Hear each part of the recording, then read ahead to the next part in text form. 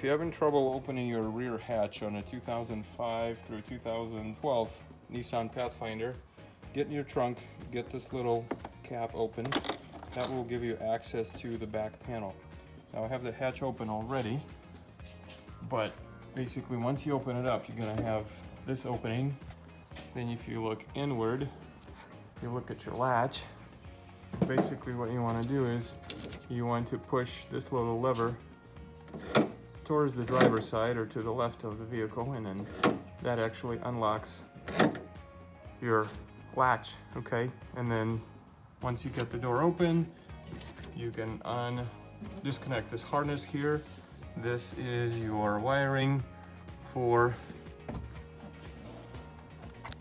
the latch, and then once you get to this baby, pry that open off from the edge here, take the old one out, put the new one back in, and you're done.